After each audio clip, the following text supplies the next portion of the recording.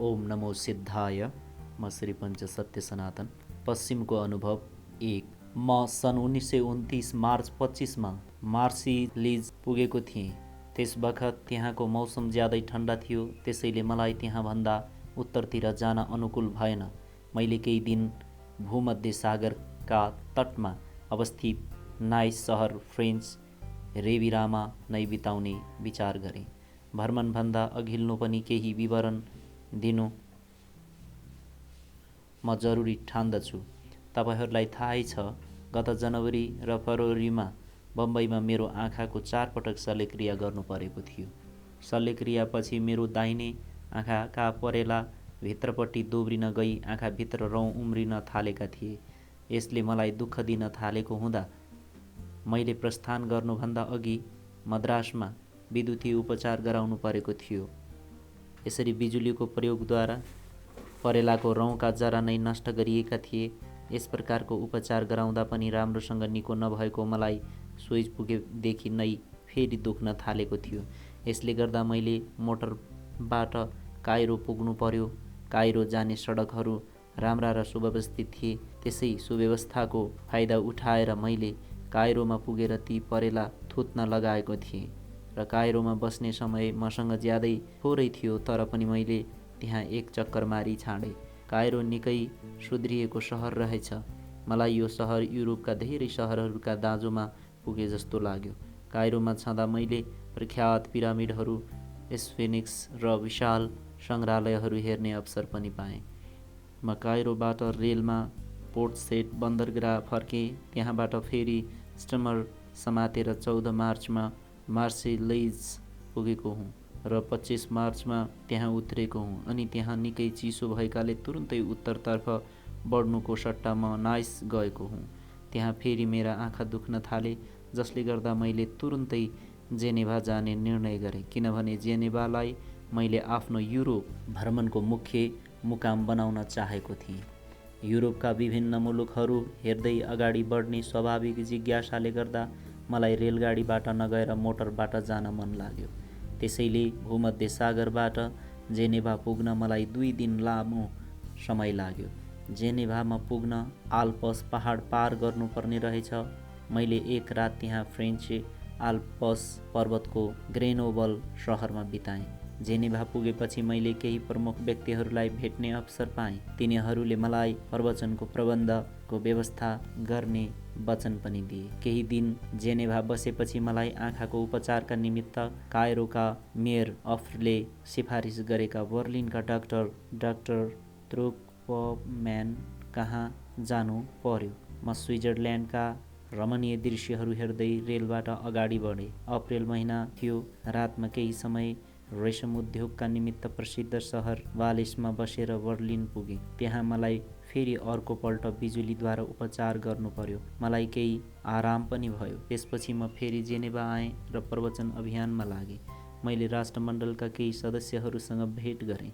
राष्ट्रमण्डलका महासचिव, बेलायतका sir Eric ट्रमान्ड र मजदुर सङ्घ सम्बन्धित श्री हेरोल्ड वाटलर, बौद्धिक विभागसँग सम्बन्धित नर्वेका डाक्टर उराल सिलाङ, रोमानियाका प्रोफेसर अप्रेक्स्यु र राष्ट्रमण्डलसँग सम्बन्धित महामन्त्री जर्मनीका ड्युफोर फ्लोरेन्स मैले भेटेका प्रमुख व्यक्ति थिए भने यिनका अतिरिक्त विभिन्न विचारधारा भएका सर्वसाधारण व्यक्तिहरूसँग भेटघाट गर्ने मौका पनि मैले पाएको थिएँ। यस प्रकार भेटघाट र कुराकानीबाट मलाई युरोपका मानिसको विचारधारा संलग्न गर्ने राम्रो मौका मिल्यो र मलाई कुनै वर्ग वा दलबाट सशक्त विरोध नहुने गरी आफ्नो प्रवचन तयार गर्न सजिलो भयो।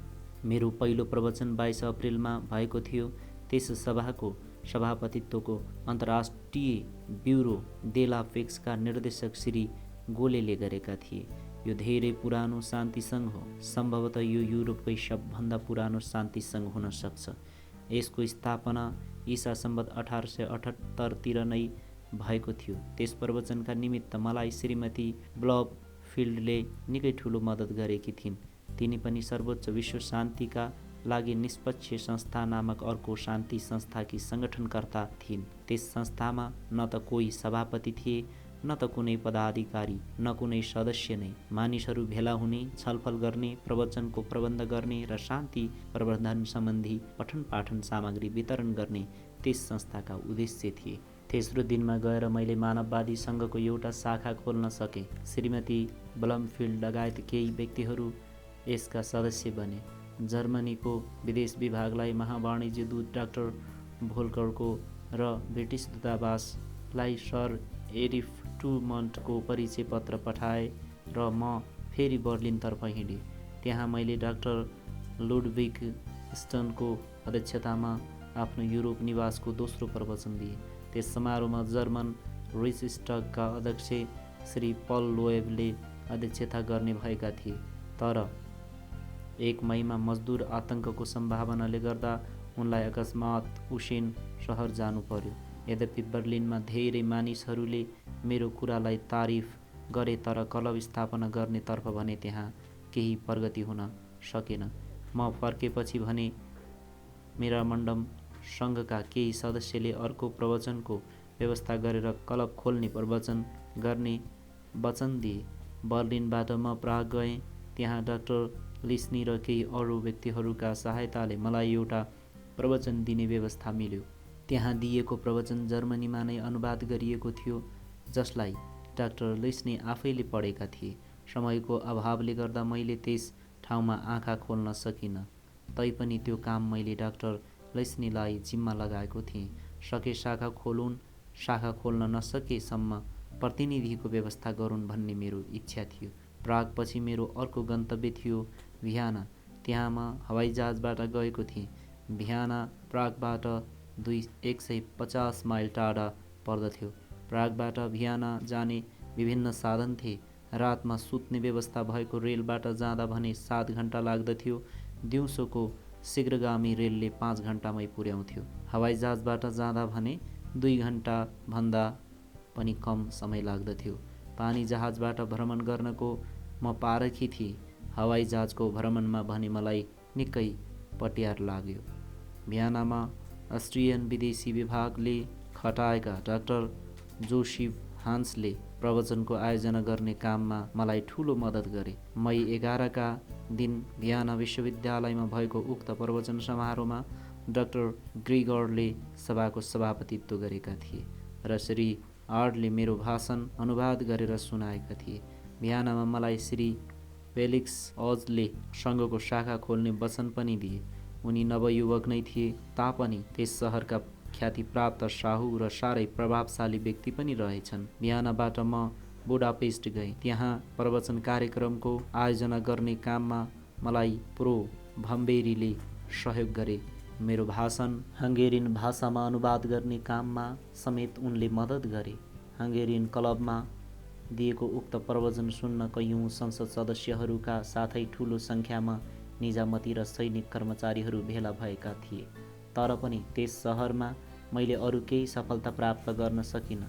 केवल श्री युजेन विडरले मात्र संवाददाताका रूपमा काम गर्ने वचन दिए। मलाई के लाग्यो भने हङ्गेरियनहरूमा शान्तिप्रतिको धारणा बिल्कुल बेग्लै छ। बेङ्गलोर आइपुगेपछि हङ्गेरियाबाट प्राप्त पत्र म तपाईँहरूलाई पढेर सुनाउनेछु। यो पत्र निकै रोचक छ। मेरो अर्को गन्तव्य बेलग्रेड थियो। त्यहाँ सर्बियन विभागले प्रोपोपोभिच नामक आफ्नो एकजना कर्मचारीलाई मेरो प्रवचन कार्यक्रम मिलाउने काममा खटाएको थियो। प्रोपोपोभिच भारत सम्बन्धी विशेषज्ञ पनि थिए। त्यहाँ मेरो प्रवचनको आयोजना एङ्ग्लो युगोस्लाभ क्लबमा गरियो। श्री एकेक्स जेड योमित्वच त्यस सभाका सभापति थिए। उनी एक बखत बेलायतका लागि सर्बियाका महादूत पनि थिए। मेरा प्रवचनपछि प्रोपोपोभिच बेलग्रेड विश्वविद्यालयमा कार्यरत अङ्ग्रेजी प्रावाइल्स प्रो कोलुकासिस बेलग्रेड विश्वविद्यालयका दर्शनशास्त्रका अवकाशप्राप्त प्रो फेडोनोमिच आदिले पनि मेरो विचारधारा अनुरूपकै आफ्नो वक्तव्य दिएका थिए। प्रोपोपोमिच र प्रो वाइवल्सले बेलग्रेडमा सङ्घको शाखा खोलिदिने वचन पनि मलाई दिएका थिए। मेरो विचार बेलग्रेडबाट बुल्गारिया, कन्स्टन्टिनोपली र ग्रिस जाने थियो। तर मैले बर्लिन स्थित सोभियत दूतावासमा मस्को जाने अनुमतिका लागि आवेदन दिएको थिएँ। त्यस अतिरिक्त 1 जुलाईका दिन बर्लिनमा मेरो दोस्रो प्रवचन कार्यक्रम निर्धारित भइसकेको थियो, जसका निम्ति त्यहाँ पुग्नु जरुरी थियो। यसरी प्रवचनको मिति र युरोपमा हुने गरेका सबैजसो उपद्रवको केन्द्र सम्झिएको मस्कोतर्फ जाने अनुमति पत्रको आशा, यी दुई कामले गर्दा म चाहेर पनि दक्षिणतर्फको भ्रमण जान सकिनँ। बेलग्रेडबाट म हवाईजहाजबाट बुखारेस्ट गएँ।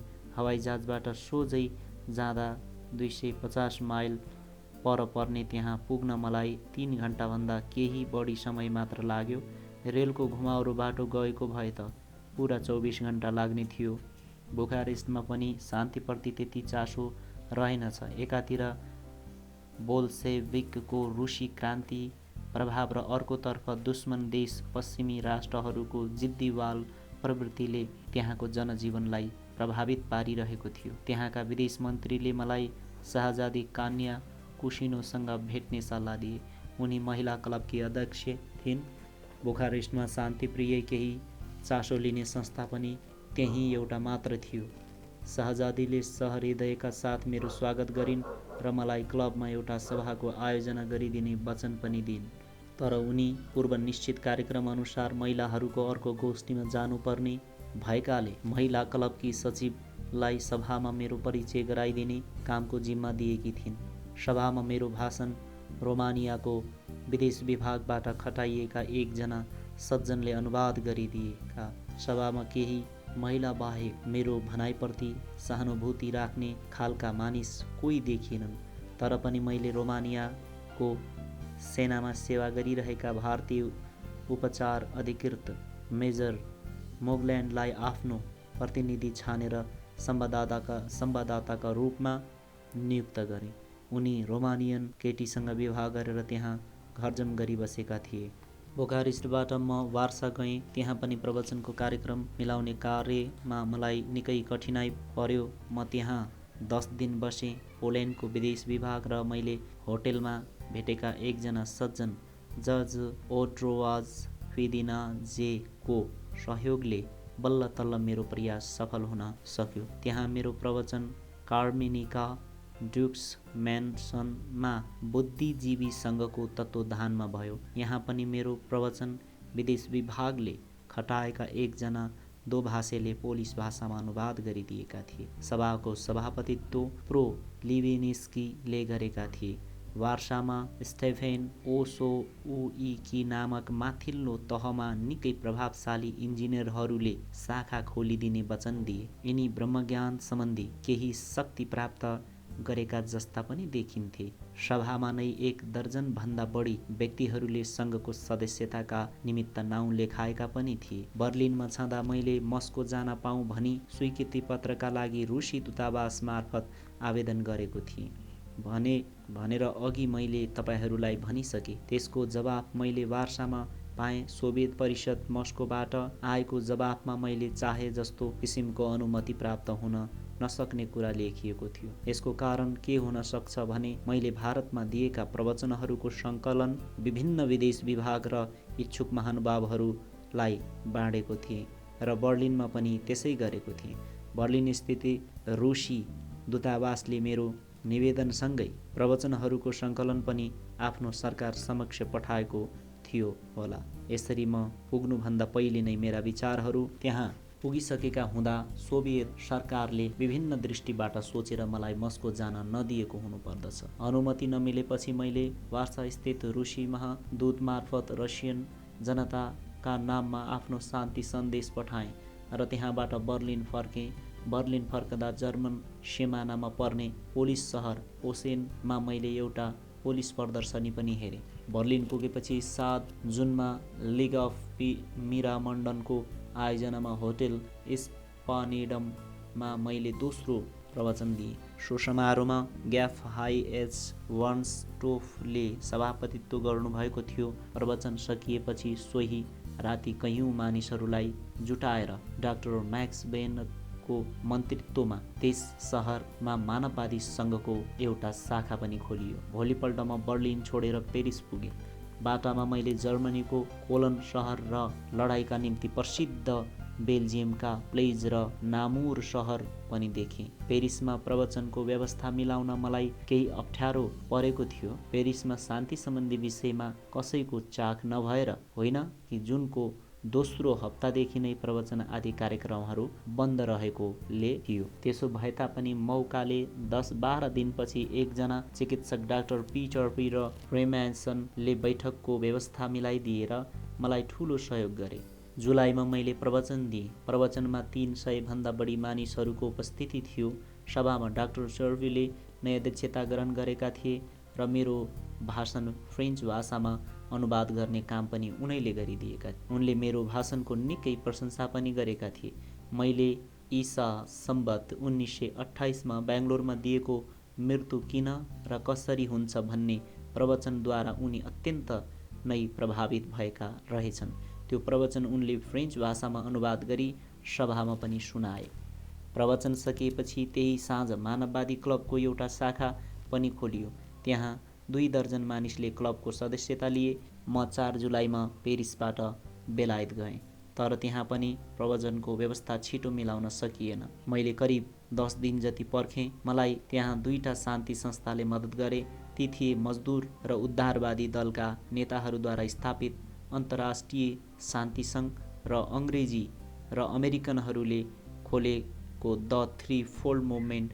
लर्ड जर्मनको पालामा तिब्बतसम्म पुग्ने sir Francis Younghusband the threefold मुभमेन्टका अध्यक्ष थिए। अन्तर्राष्ट्रिय शान्ति सङ्घको वार्षिकोत्सव त्यसै बखत परेको रहेछ। उक्त अवसरमा डाक्टर एनी बेसेन्टका साथै मलाई पनि बोल्न आमन्त्रणा गरिएको थियो। सभामा उदारवादी र मजदुर दलका प्रतिनिधिहरू उपस्थित थिए। संसद सदस्य रेभरेन्ड थ्री डोनीको सभाका प्रमुख आयोजक थिए र प्रवचन हाउस अफ कमन्सको एउटा कोठामा भएको थियो। मेरो दोस्रो प्रवचन थ्री फोल्ड मुभमेन्टको आयोजनामा भयो। यो सभा खास गरी मेरै निम्ति आयोजना गरिएको थियो र क्याक्सटन हलमा सम्पन्न भएको थियो। सभामा 400 भन्दा बढी मानिस उपस्थित थिए र सर फ्रान्सिस एङ हसब्यान्डले सभापतिको आसन ग्रहण गरेका थिए। सभामा संसद सदस्य श्री विल्सन लेडी र बलमफिल्ड र डाक्टर एनी बेसेन्टले पनि बोलेका थिए। यो प्रवचन 25 जुलाईमा भएको थियो र हाउस अफ कमन्समा चाहिँ यसको 2 दिन अघि अर्थात् 23 जुलाईमा भएको थियो। अर्को दिन मेरा अभियानमा साख राख्ने केही व्यक्तिहरू मसँग भेट गर्न होटेलमा आए। त्यहाँ जम्मा 6 जना मात्र उपस्थित भएकाले शाखा खोल्ने काम हुन सकेन। यस कामको अभिभारा मैले म्याडम क्लेर नाम गरेकी एउटी महिलाको जिम्मा छोड्न बाध्य हुनु पर्यो। म त्यहाँ छँदा एउटा रोचक कुरा के भयो भने भारतका लागि बेलायतका उपराज्य मन्त्री डाक्टर डुमन्ड सिल्ससँग पनि भेट गर्ने अवसर मिल्यो। मैले उनलाई आफ्नो कार्यक्रम बताएँ। मेरा विचारहरूप्रति आफ्नो समर्थन रहेको कुरा उनले व्यक्त गरे। म 28 जुलाईमा बेलायतबाट पुनः पेरिस फर्केँ। त्यहाँ मैले आँखाको शल्यक्रिया गराएँ। 31 जुलाईमा आँखाको भित्रपट्टिका सबै परेलाहरू उखेलेर फाल्नु पर्यो। म 5 दिनसम्म अस्पतालमा बसेँ र त्यहाँबाट निस्केपछि जेनेभातिर लागेँ। पेरिस छाड्नु अघि पेरिस शाखाको सदस्यसँग 40 पुगेको कुरा डाक्टर चार्लीबाट थाहा भएको थियो। जेनेभामा मैले क्लबको शाखाका कुनै सदस्यहरूलाई पनि भेट्न सकिनँ। सबै आआफ्नो काममा गएका रहेछन्। त्यसपछि म समुद्री मार्गको बाटो जानको लागि प्रसिद्ध सहर भेनिस गएँ। भेनिसबाट 2 माइल टाढा लिडो नामको टापु छ। यो टापु छिट्ट परेको र लहडी खालको आधुनिक सहर पनि हो। टापुमा समुद्री किनाराभरि नै समुद्री स्नानको अति राम्रो व्यवस्था छ। भेनिसमा यातायातको प्रमुख साधन गान्डोला हल्का डुङ्गा मात्र पाइन्छ, तर यहाँ भने मोटर कार, बग्गी र रेल पनि छन्। मलाई त्यहाँ हवाई मैदान पनि छ कि जस्तो लाग्यो। भेनिसमा म 2 दिन बसेँ। त्यहाँ मेरो सारा समय घुम्दैमा बित्यो। मैले त्यहाँको प्रसिद्ध ग्लास उद्योग पनि हेर्ने अवसर पाएँ। भेनिसबाट म रोम गएँ। त्यहाँ मैले आफ्नो युरोप भ्रमणको अन्तिम प्रवचन दिने विचार गरेँ, किनभने युरोप भ्रमणको अवधि केवल 2 महिना मात्र बाँकी थियो। 19 अगस्टमा नेपल्सबाट प्रस्थान गर्ने गरी मैले कातोरिमारू नामको जापानी जहाजको टिकट लिइसकेको थिएँ। त्यहाँ मैले सभाको आयोजनाका निमित्त रोमको विदेश विभागसँग अनुरोध गरेँ, तर उनीहरूले यति छोटो अवधिमा सभाको आयोजना गर्न नसकिने भनी असमर्थता प्रकट गरे। यदि म 21 अगस्टसम्म बस्न सकेमा सभाको आयोजना मात्र होइन, खुदै मुसोलिनीसँग भेटघाट गराइदिने कुरा पनि गरे। चाँडै फर्कन टिकट लिइसकेको हुँदा उनीहरूको सौजन्य स्वीकार गर्न सकिन। रोमको विदेश विभागले मलाई राष्ट्रमण्डलका महासचिव डाक्टर एन्टेनो क्याक्सलीसँग भेट्ने सल्लाह दिएको थियो। मैले पनि उनलाई भेटेर मानववादी सङ्घको संवाददाताका रूपमा कार्य गरिदिन पनि अनुरोध गरेँ। म यहाँहरूलाई के स्पष्ट गर्न चाहन्छु भने मैले जहाँ पनि सर्वप्रथम त्यहाँको विदेशी विभागसँग सम्पर्क राख्ने र त्यसपछि ब्रिटिस राजदूतावास वा नियोगलाई पनि सूचना दिने गर्दथेँ। म 17 अगस्टमा रोमबाट नेपल्स आएर त्यहाँबाट 19 अगस्टमा जहाजमा चढी भारतका लागि प्रस्थान गरेँ। जहाजमा पनि मैले एउटा प्रवचन दिएँ। साथै 20 जनाबाट मिस्र, सिलोन, सिङ्गापुर, स्याम, हङकङ, साङ्घाई, जापान केही सहरमा क्लबका लागि काम गरिदिने वचन पनि प्राप्त गरेँ। यसरी युरोपको लामो भ्रमण गरेर ठिक 6 महिनापछि सेप्टेम्बर 4 तारिकका दिन म कोलम्बो उत्रेँ। आफ्नो युरोप भ्रमणका अवसरमा क्लबको अध्यक्षताका हैसियतले मैले जे जति कार्य गर्न सकेँ त्यसको छोटो वृत्तान्त यही हो। यो मेरो प्रवचन तपाईहरूलाई कार्यक्रमको एक झलक जस्तो मात्र लाग्न सक्छ, किनभने मेरो विचारधाराप्रति युरोपेली समाजले के कस्तो प्रतिक्रिया व्यक्त गर्यो त्यो मैले केही भनेको छैन। आज धेरै अबेर भइसकेको छ, साथै मेरो भ्रमण वृत्तान्त ज्यादै लामो भइसकेको पनि छ। अब म यसभन्दा बढी कुरा आगामी मङ्गलबार भन्ने छु। प्रत्येक मङ्गलबार हाम्रो नियमित सभा हुने कुरा तपाईहरूलाई पहिले नै सूचना गरिएकै छ।